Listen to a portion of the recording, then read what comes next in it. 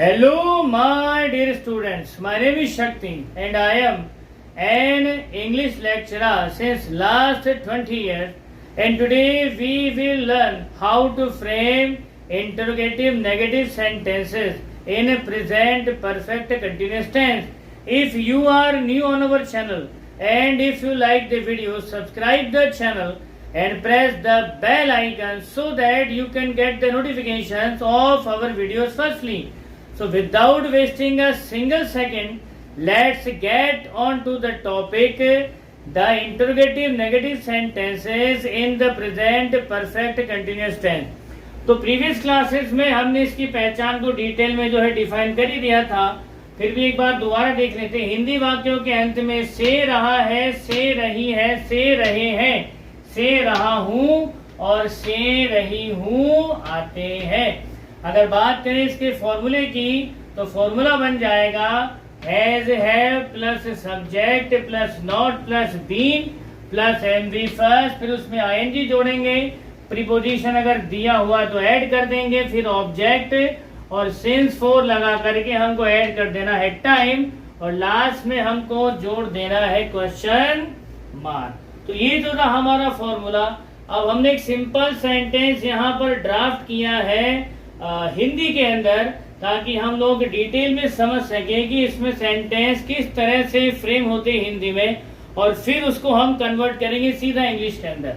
तो एक simple sentence मैंने लिया है, यहाँ पर सब्जेक्ट हमने ले लिया है आई और वहां से हमने एक वर्ब ली है क्लीनिंग।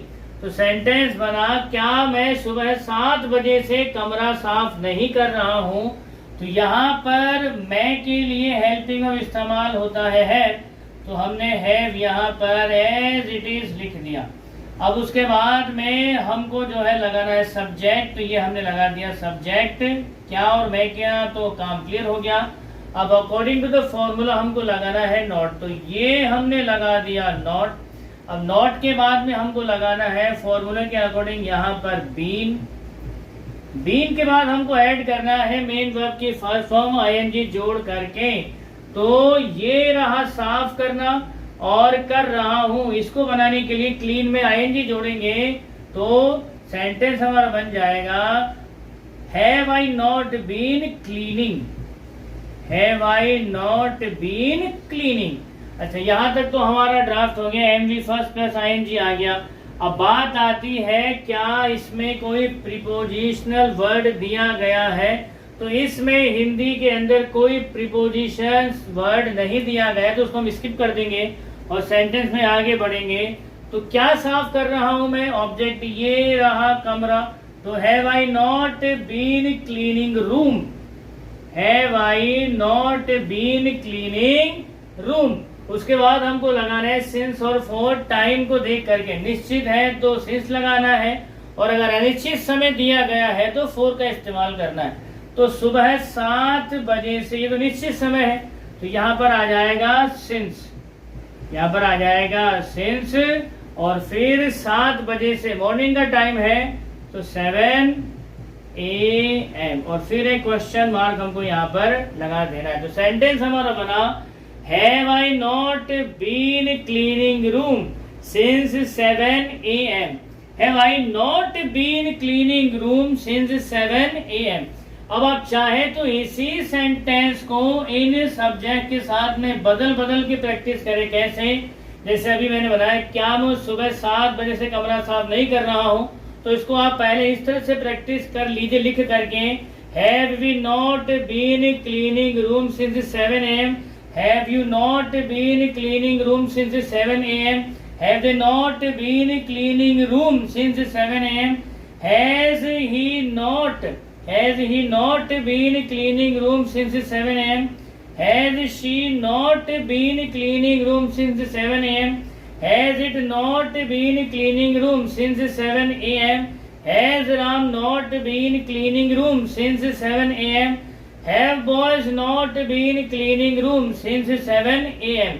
आप चाहे तो पहले इसको ऐसे प्रैक्टिस करिए या फिर आप दूसरे तरीके से प्रैक्टिस करिए।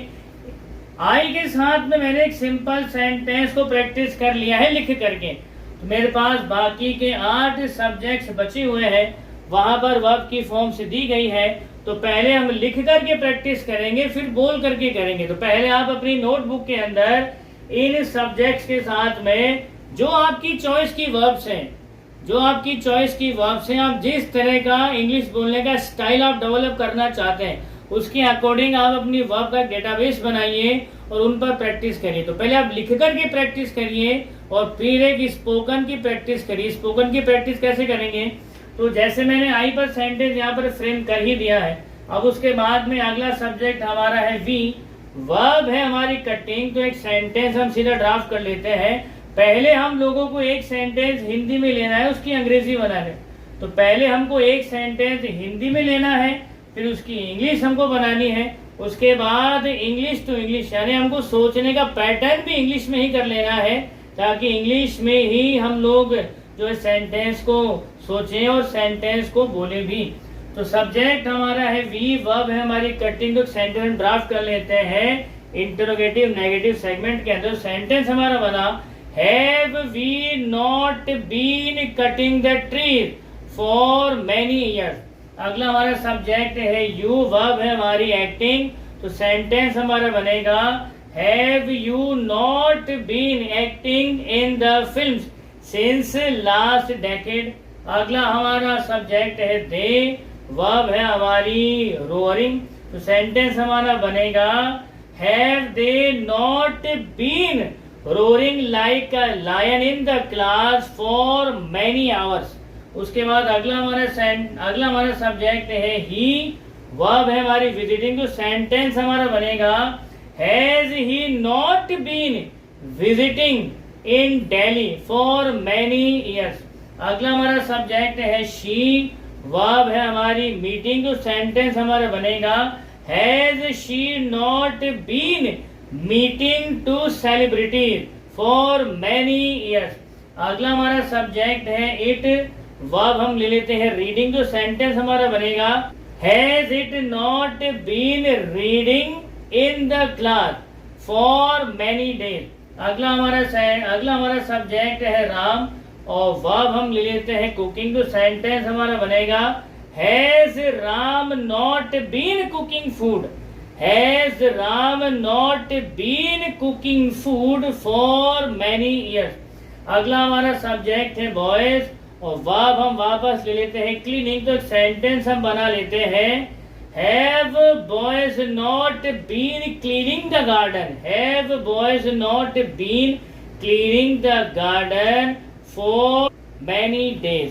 So in this one way you have to practice, firstly practice in the writing manner and secondly practice in the spoken manner. You have to practice in the both the manners, firstly in the written manner and secondly in the spoken manner. तो जैसे जैसे आप बोलते जाएंगे आपकी spoken की skills आती जाएंगी और आपकी बहुत जबरदस्त कमांड होती चली जाएगी अंग्रेजी के ऊपर। तो जितना अभ्यास करेंगे उतना ही आपका फायदा है। तो आपका फायदा आपको खुद ही करना है। टीचर, मेंटोर, गाइड तो आपको रास्ता दिखा सकता है, लेकिन चलना तो आपको खुद ही पड़ेगा। तो मैं आपको एक स्मार्ट वे दिखा सकता हूँ, लेकिन उस स्मार्ट वे पर चलना आप ही को पड़ेगा। तो आज की क्लास में इतना ही। अगली क्लास में हम लोग प्रेजेंट टेंस के सारे सेगमेंट्स को लेकर के एक स्पोकन की प्रैक्टिस करेंगे। तब तक आप खुश रहिए, मुस्कुराते रहिए। जय हिंद, जय भारत, वंदे मातरम।